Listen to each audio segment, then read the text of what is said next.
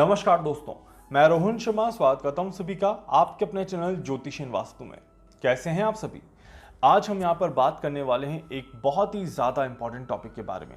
एक सवाल मेरे पास बार बार आ रहा है और आज उसी सवाल को लेकर के हम डिस्कस करेंगे कि क्या वाकई में इस तरह की घटनाएं हो सकती हैं या वाकई में इस तरह की कोई चीज़ होते हुए दिखाई देगी या नहीं देगी। सवाल बहुत सिंपल है और आप सभी के मन में ये सवाल है कि 64 करोड़ आबादी रहने वाली है, क्या बाकी के सारे लोग खत्म हो जाएंगे इस दुनिया से या फिर कोई बहुत बड़ी ऐसी घटना होगी कि वो इतने सारे लोगों को परेशान कर पाएगी?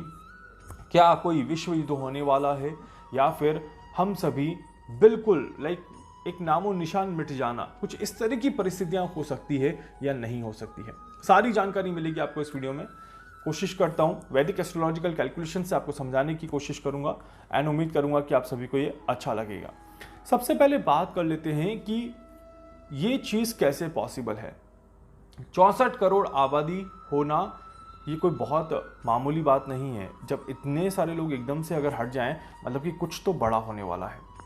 तो आज जब मैं इसकी कैलकुलेशन कर रहा था तब मैं थोड़ा सा रिसर्च भी कर रहा था गूगल पे और मैंने एक चीज़ नोटिस करी कि 2019 की जो पॉपुलेशन थी और उसके बाद 2023 की जो पॉपुलेशन है वो ग्राफ इंक्रीज हुआ है। मतलब कि 19 से 2023 में पॉपुलेशन का राइजिंग ग्राफ देखने को मिला है।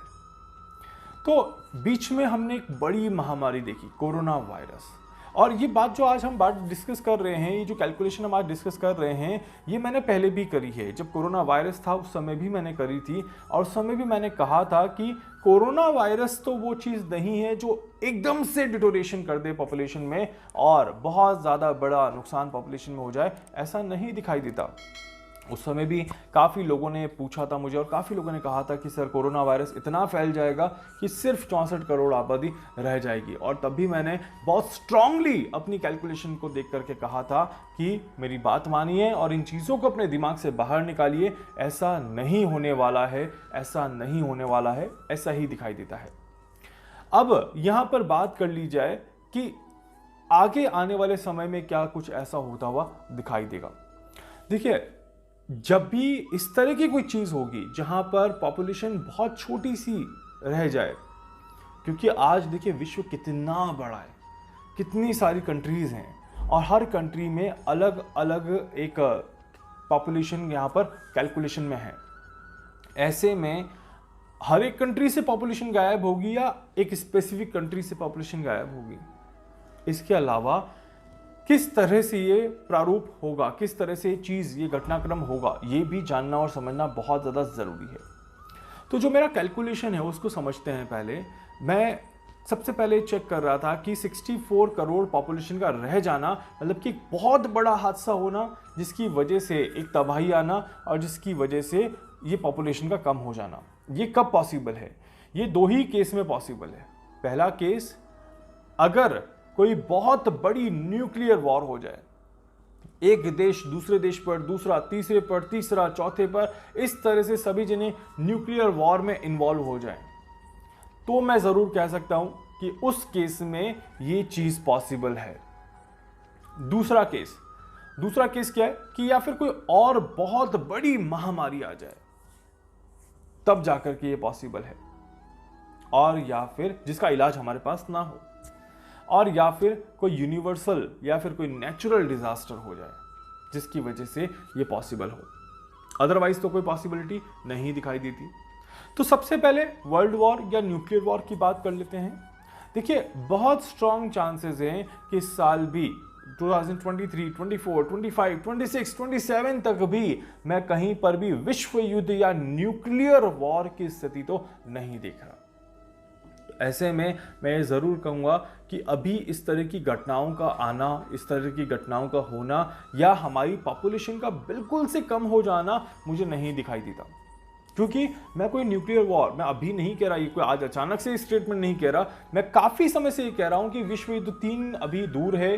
उस समय को अभी अपने दिमाग से निकाल दीजिए, इस इमेजिनेशन को अपने दिमाग से निकाल दीजिए और अपनी लाइफ को एक अच्छे लेवल पे एंजॉय करते हुए चलिए।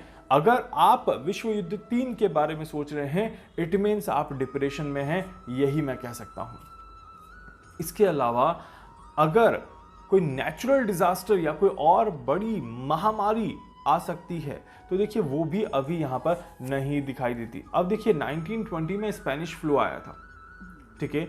1920 में जब स्पेनिश फ्लू आया था, स्पेनिश फ्लू के बाद ऐसा नहीं कि कोई बीमारियां नहीं आई, बहुत सारी बीमारियां आई हैं, बहुत सारे वायरसेस आए हैं, बहुत सारे वायरसेस ने काफ़ी नुकसान किया है, बट वो सारे वायरस 1920 के कंपैरिजन में कम थे, इसीलिए शायद उनका नाम हमारी जुबान पर नहीं है।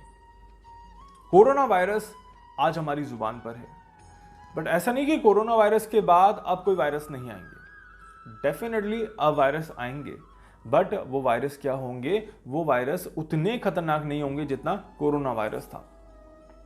अब हम वापस चलेंगे 100 साल बाद 2020 में, उस समय हम देखेंगे कि 2120 में, उस समय हम देखेंगे कि आगे किस तरह से चीज़ें होने वाली हैं, किस तरह से चीज़ें वहाँ पर देखने को मिलेंगी। तो वो 100 साल बाद की कहानी है। खैर वहाँ पर ग्रह स्थिति क्या रहेगी उसको हम बाद में देखेंगे, बट फिलहाल के लिए, अभी के लिए तो यहाँ पर कोई वायरस आता हुआ मुझे महामारी के रूप में आता हुआ नहीं दिखाई देता। इसके अलावा यहाँ पर नेचुरल डिजास्टर तो देखिए अभी चल ही रहे हैं विश्व में। आप देखें कि बहुत सारी चीज़ें देखने को मिल रही हैं, और उसमें हम देख रहे हैं कि प्रकृति अपना रूप बदल रही है, प्रकृति अपने आप को बैलेंस करने की कोशिश कर रही है, और स्ट्रक्चर बदल रहा है। स्ट्रक्चर बदलने की वजह से डेफिनेटली कहीं बारिश, कहीं गर्मी, कहीं सर्दी का एक क्रम बदल रहा है। जहाँ बहुत तेज़ गर्मी हुआ करती थी वहाँ बारिश होना शुरू हो चुकी है, जहाँ पे बंजर भूमि थी वहाँ पर अब पेड़ आ चुके हैं, और इसी तरह से जहाँ पर धीरे धीरे बारिश थी वहाँ पर अब ठंड ज़्यादा होने लग रही है, बर्फ़ होने लग रही है। उन इलाकों में जहाँ पर कभी स्नोफॉल देखा भी नहीं जा सकता, सोचा भी नहीं जा सकता, वहाँ पर बर्फ जम रही है। तो डेफिनेटली समय बदल रहा है, नेचर बदल रहा है, नेचर का रूप बदल रहा है, और नेचर का रूप किसी को नुकसान दे करके नहीं बदलता। नेचर हमेशा अपने आप को एडजस्ट करने की कोशिश करता है। थोड़ी तबाही हो सकती है, बट ये इतनी बड़ी तबाही नहीं होगी कि नेचर को अपने आप को बैलेंस करने के लिए पूरे विश्व की जनसंख्या को 64 करोड़ सेट करना पड़े।